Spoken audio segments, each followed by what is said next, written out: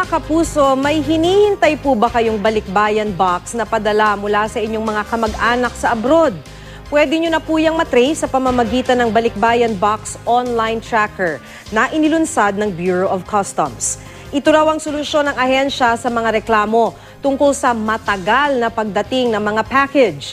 Paraan na rin daw ito para malaman ng pinadalhan ng Balikbayan Box kung sino ang may problema, ang customs ba o ang local freight forwarder.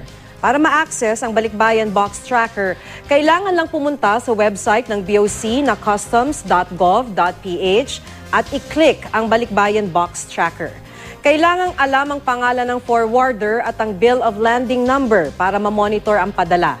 Paalala naman ng Department of Trade and Industry, makipag-transaction lang sa mga freight forwarders na may accredited na local counterparts. Makikita ang listahan ng mga ito sa DTI website.